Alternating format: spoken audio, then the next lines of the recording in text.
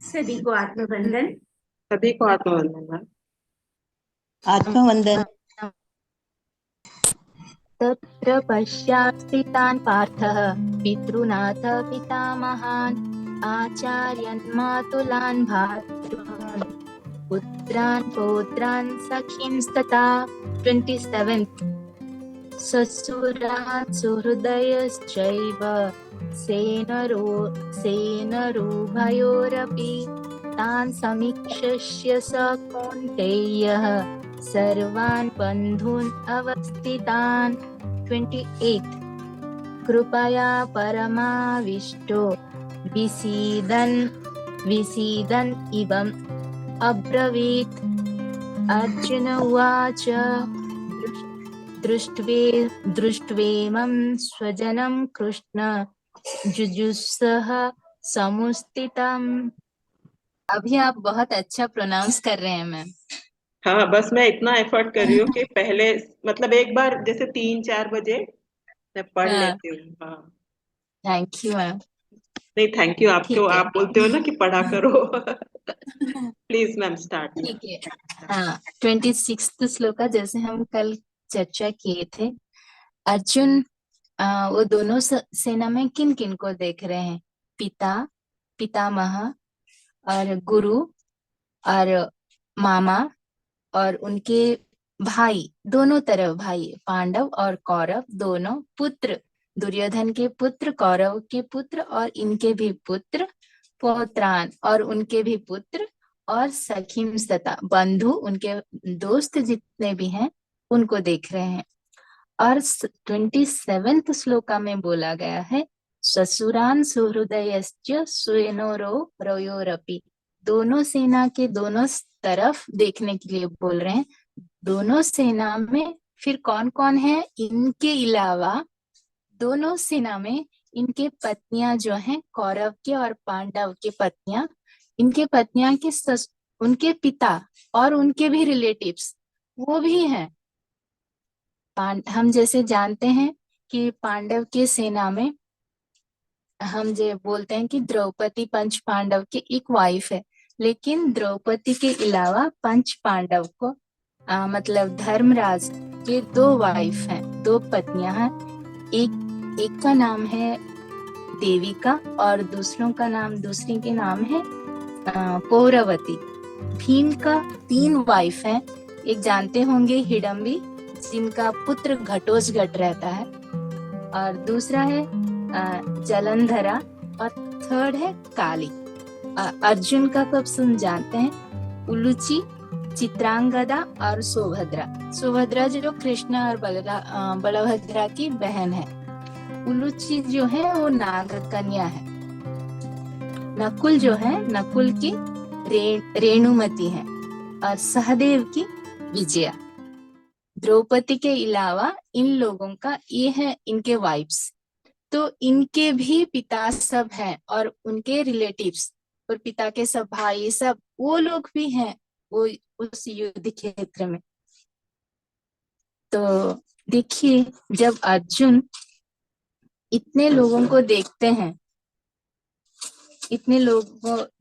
हैं कि जब जैसे हमने चर्चा किया था, दोनों दोनों तरफ ये सब भाइयों को देखते हैं और भाइयों के अलावा ये बंधुओं को भी देखते हैं, तब उनकी मन की स्थिति क्या हो जाती है? जब इतने लोग को देखते हैं वो आश्चर्यचकित हो जाते हैं और उनका बुद्धि बिल्कुल काम नहीं करता, और वो सोचने लगते हैं कि दो भाइयों का सिर्फ एक राज्य के लिए इतने निर्दयी आत्मीय लोगों का प्राण लेना पड़ेगा। और आप थोड़ा इमेजिन कीजिए, ये इस तरफ और इस तरफ, दोनों तरफ, दोनों ही एक ही परिवार के सब व्यक्ति हैं। तो ये कितना बड़ा कल्प वृक्ष है, फैमिली ट्री है। तो जब उनके दिमाग में वो कल्प वृक्ष दिख रहा है अर्जुन को, तब वो मोह में आ जाते हैं। हम परिवार जब कहते हैं, वो एक कल्प वृक्ष जैसा ही है। जैसे कि एक वृक्ष जमीन से तो जुड़ा रहता है, वृक्ष के जो जड़ रहते हैं वो जमीन से जुड़ा रहता है, लेकिन उसके शाखाएं पत्ते जमीन से ऊपर ऊपर आसमान तक भी क्यों ना चला जाए, लेकिन उसका पहचान हर एक जड़, हर एक शाखा, हर एक पत्ता का जो पहचान रहता है ना, उस पेड़ से ही रहता है। पेड़ के बिना तो वो पत्ता या शाखा कुछ भी नहीं है। ऐसे ही हम भी, हम कितना भी दूर चले ना जाए, हमारा पहचान तो हमारे परिवार से ही है। परिवार के बिना हमारा पहचान कहाँ है। तो हमें हमेशा हमारा परिवार एक पहचान देती है। तो जब ये सोच उनके दिमाग में आ गया, क्या सोच के निकले थे कि अपनों को देख के किसके साथ कैसे कैसे युद्ध करना है, ये सोच के वो देखने आए थे आदमियों को। और जब देखे इतना बड़ा कल्प वृक्ष, फैमिली ट्री, अपनी परिवारों को, तो उनका सोच कैसे बदल गया। देखिए, जो मेरा परिवार है, इतना बड़ा परिवार, जो मैं जिसका एक हिस्सा हूँ, मेरा जो एक पहचान है, उस परिवार को मैं अभी नाश करने जा रहा हूँ, युद्ध में परास्त करने जा रहा हूँ।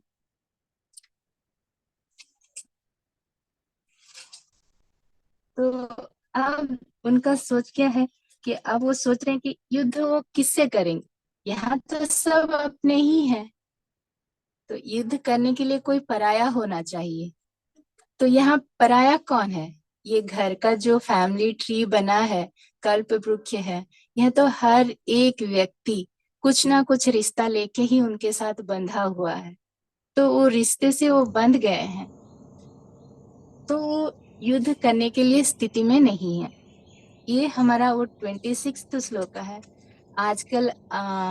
और ये जब ये आ गया कि ये मेरा परिवार का इतना बड़ा परिवार है, तब वो बोल रहे हैं कि सिर्फ दो भाइयों के एक राज्य के झगड़ा के लिए इतने निर्दयी लोगों का प्राण जाएगा।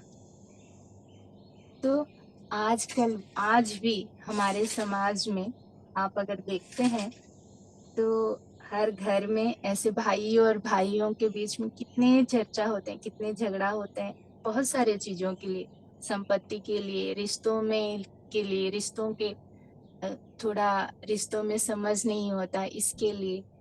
लेकिन ये युद्ध अभी भी चल रहा है। क्यों चल रहा है? क्यों चल रहा है ये युद्ध? क्यों चल रहा है? क्योंकि हमने सिर्फ और सिर्फ अहंकार को पकड़ा है। जब हम इस अहंकार को छोड़ देंगे, तब हमारा हमारा घर का जो कल्प वृक्ष है वैसा ही हरा भरा रहेगा। जो भी हो, जहाँ धर्म होता है वहाँ भगवान हमेशा रहते हैं, और वहाँ धर्म का, हमेशा धर्म का ही विजय हुआ है और धर्म का ही विजय होगा। ये है 26th श्लोका मैम। अभी 27 श्लोका भी मैं इसमें थोड़ा बोल दी हूँ। 27 जो बोला है कि जो ससुरान सुहृदयश्च सेनोरो रयोरपि, दोनों सेना के बीच में, दोनों साइड के सेना में ससुर और बंधु बांधव भी हैं, जिनका कोई इस युद्ध से कोई लेना देना नहीं। उनके वाइफ के फादर, पिता, और उनके भाई और उनके रिलेटिव्स, उनका क्या संबंध है इनके राज्यों के युद्ध में? देखिए, उनका कोई कोई दूर दूर तक भी कोई लेना देना नहीं, फिर भी वो युद्ध करने आ गए हैं। तान समीक्ष्य कौन्तेय सर्वान बंधुन अवस्थितान, उन सबको देखकर अर्जुन बोल रहे हैं, पार्थ, यहाँ लिखा है ना, हाँ, उन सबको देख के बोल रहे हैं कि ये जब सब आए हैं, ये सब तो मेरे ही अपने बंधु हैं। कृपया परमाविष्टो विसीदन विसीदन इदम अब्रवीत। अर्जुन उवाच दृष्ट्वेम स्वजनम कृष्ण युयुश्च समुपस्थितम। ये 28 श्लोका में अन्वय है, मतलब मिलके लिखा गया है। तो 28 श्लोका जो कहता है कि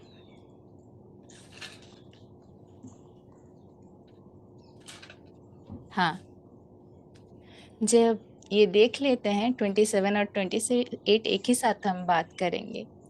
अर्जुन जब अपने आत्मियों को देख लेते हैं, तब उनके मन में ही विचार आता है कि इनमें किसी का भी प्रत्यक्ष रूप में इस युद्ध में कोई लेना देना नहीं है, फिर भी उन आत्मियों का निर्दोष आत्मियों का जान लेना पड़ेगा। तब अर्जुन का मन दया से भर जाता है, जो यहाँ लिखा है, कृपया परमाविष्टु। उनका मन करुणा और दया में भर जाता है। अरे इन लोगों का तो कोई दोष नहीं, इनका इनका प्राण में क्यों लूं। तो उनका मन दया से भर जाता है। और देखा जाए तो यहाँ पर अर्जुन बहुत ही शक्तिशाली योद्धा है और महायोद्धा है, और इतने दिव्य अस्त्रों को वो प्राप्त करके रखे हैं इस युद्ध के लिए। अभी ये आत्मियों को देख के उनका मन में कोई युद्ध करने का कोई विचार भी नहीं आ रहा है। अब देखिए, जितना भी अस्त्र शस्त्र प्राप्त कर लिया आप, अगर उसका सही समय पर उपयुक्त प्रयोग कर नहीं पाते तो उसका कोई महत्व नहीं होता या कोई लाभ भी नहीं होता। अर्जुन का परिस्थिति युद्ध क्षेत्र में कुछ ऐसा ही है। ऐसे एक छात्र के जैसा, जो कि साल भर तो बहुत पढ़ा है, एग्जाम के पहले दिन भी बहुत पढ़ा है, रात के 3-4 बजे तक पढ़ा है, पढ़ के जा रहा है, जब क्वेश्चन पेपर आ रहा है तो उसके दिमाग से सब खाली हो गया है, क्योंकि वो रात में इतना पढ़ लिया है, उसकी बॉडी को रेस्ट भी नहीं मिला कि क्या उसको लिखना है, कौन सा क्वेश्चन का क्या आंसर करना है। तो उनके दिमाग और कुछ नहीं कर रहा है, काम नहीं कर रहा है। अर्जुन का भी परिस्थिति ऐसा ही है। जब वो इतना ये युद्ध के लिए कितने सालों से 13 साल अभ्यास किए हैं, गुडानिकेश बन के एकत्रित एक मन होके अभ्यास किया है, और जब युद्ध करने का समय आ गया तब वो सिर्फ अपनी आत्मियों का प्राण जाएगा ये सोच के युद्ध करने से वो घबरा रहे हैं और डर रहे हैं। और अर्जुन को ये तो पता है कि युद्ध में हिंसा ही होगा, एक क्षत्रिय है, महायोद्धा है, शक्तिशाली है, तो इनको ये तो पता है ना, इतना ज्ञान तो है।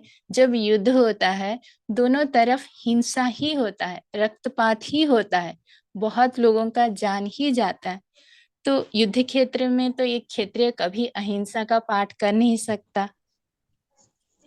फिर ये सब क्यों विचार आ रहे हैं? इतना सब ज्ञान होने के बाद अर्जुन के मन में ऐसे विचार क्यों आ रहे हैं? क्योंकि एक ही चीज जो उनको युद्ध करने से रोक रही है कि ये मेरे निर्दोष आत्मियों को मैं प्राण क्यों लूं। इनका कोई लेना देना नहीं। ये झगड़ा तो हमारे दोनों भाइयों के बीच है, सिर्फ कौरव और पांडव, और सभी कौरव भी नहीं है, दुर्योधन, दुशासन, कुछ लोग और पंच पांडव के बीच में है। सिर्फ कहेंगे तो सिर्फ 10 या 15 जन लोगों के बीच का ये झगड़ा है, लेकिन यहाँ पर 40 लाख लोग का जीवन जा रहा है।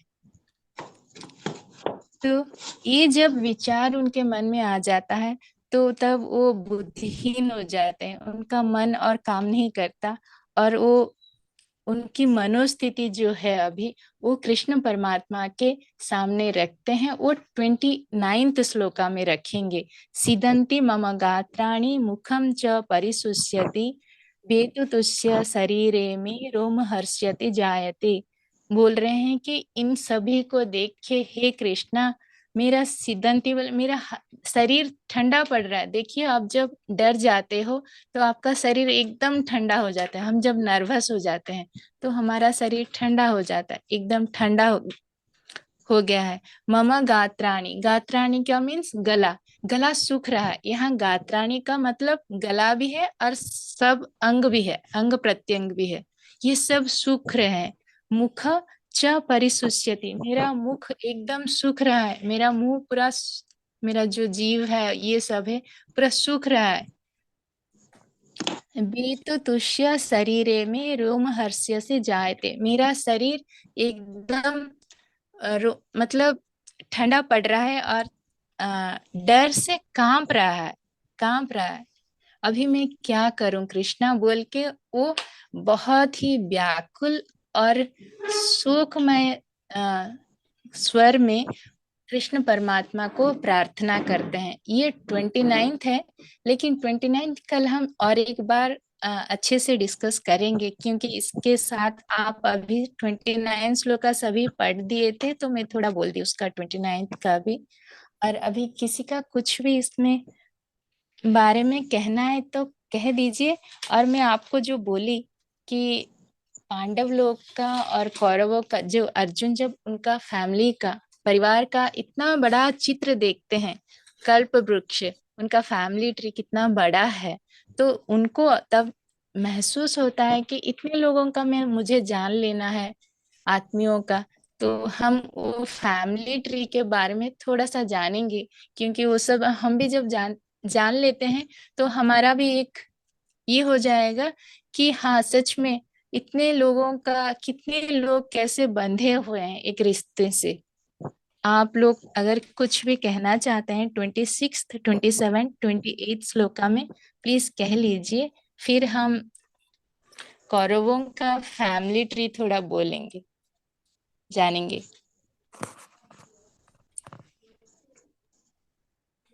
Hello. Hello, yes ma'am. Hello master. Hello, yes please master. Ma'am. Yes yes please. या कौन है, किनकी आवाज है? मार्जिन को कुछ हाँ ज्यादा हाँ। पता है तो बताएं।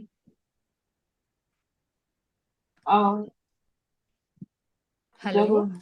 Yes ma'am. मुझे सुनाई नहीं दे रही ठीक से मैम। नहीं, हमें तो ठीक से सुनाई दे रही है। आप आवाज आपकी। आपकी एक्चुअली वॉइस नहीं आ रही है मुझ तक। मेरी आवाज नहीं आ रही है।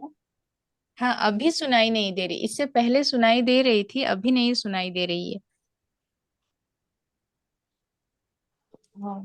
किसी को नहीं आ रही है मेरी आवाज? नहीं पद्मा मैम, आ सबकी रही है आवाज हमें। आ रही है।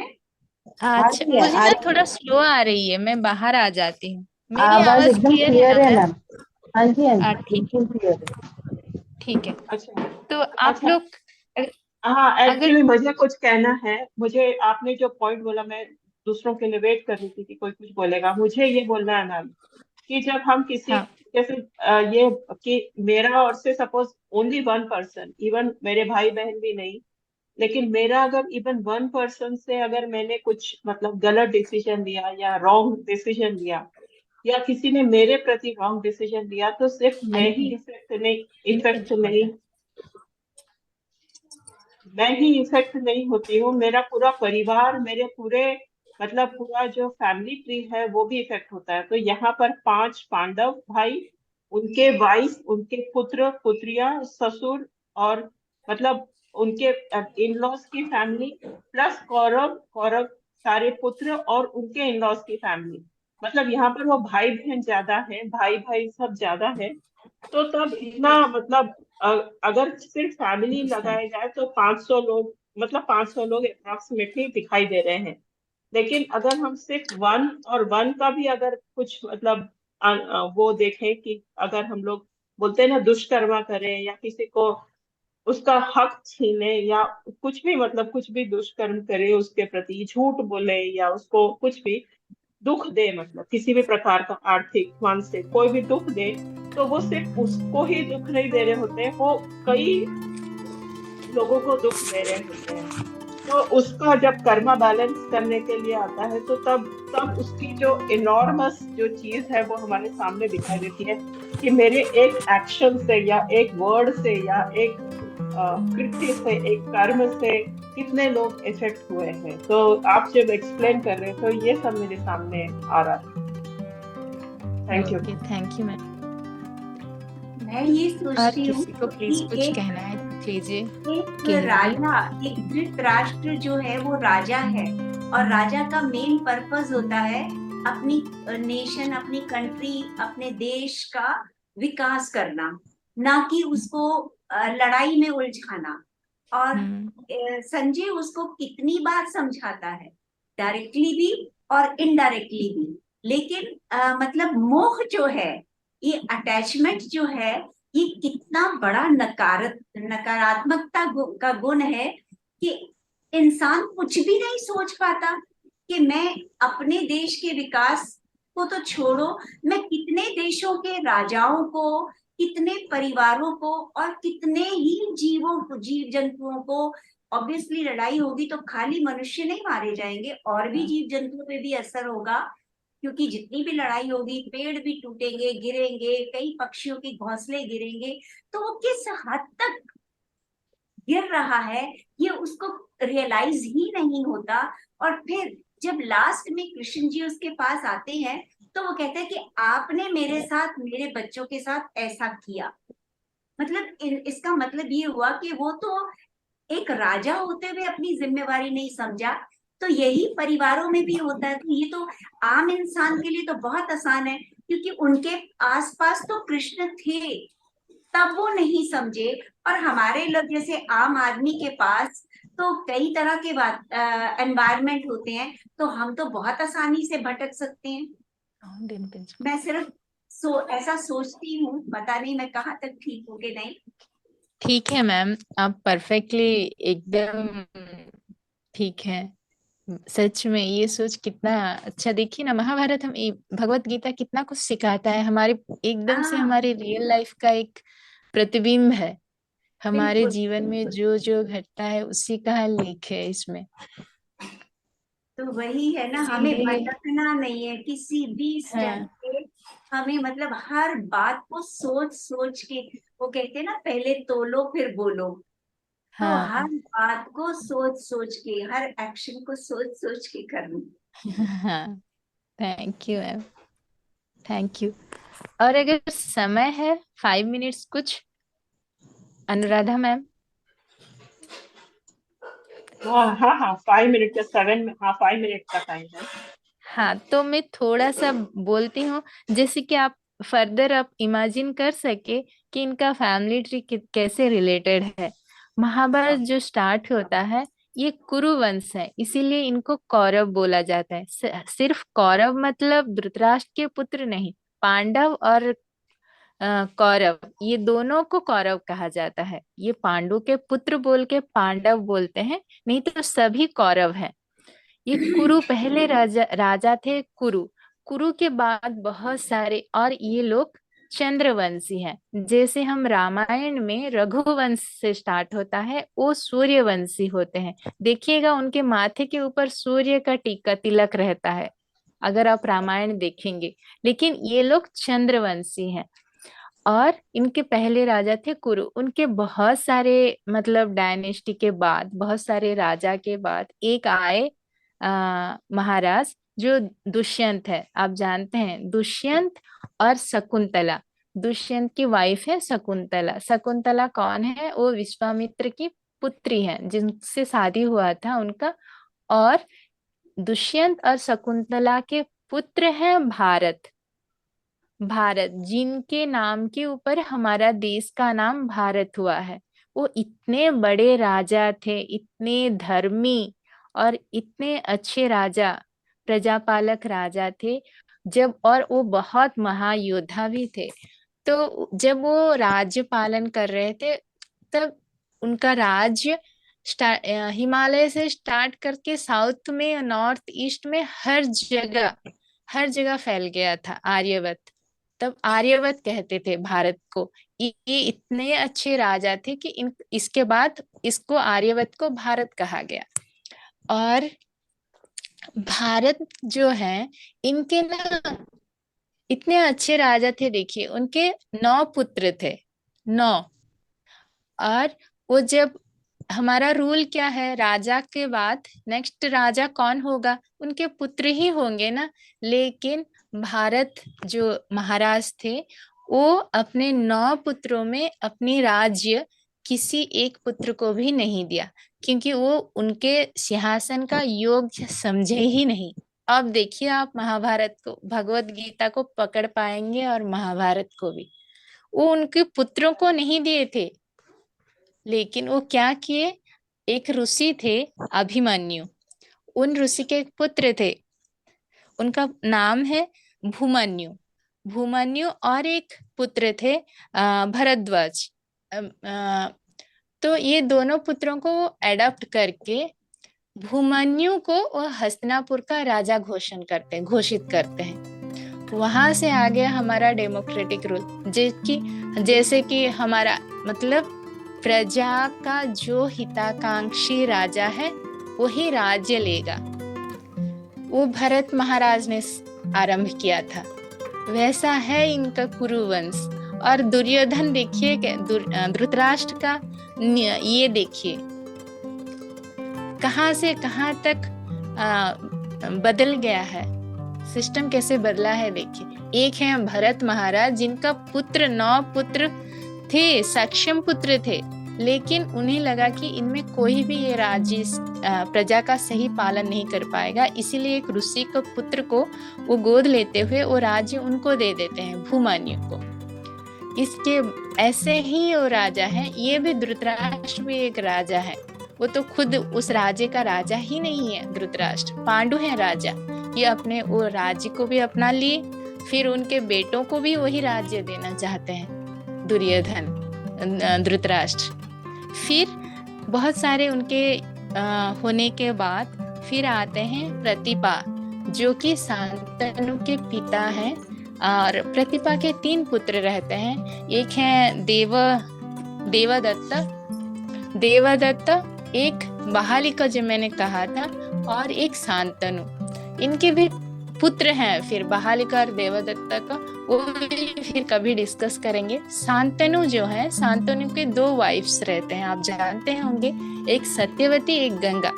गंगा से इनका भीष्म है और सत्यवती से इनका चित्रांगा और विचित्रवीर्य। और सत्यवती और पराशर मुनि जो है, पराशर मुनि से इनका व्यास भगवान पैदा होता है। व्यास जो ये महाभारत लिखे हैं। तो चित्रांग जो है वो युद्ध में उनका जान चला जाता है, वो उनका मृत्यु हो जाता है। वो विचित्रवीर जो है उनका अंबिका और अंबालिका से विवाह होता है, लेकिन उनका भी कुछ दिन के बाद मृत्यु हो जाता है। तो इनका कुरुवंश तो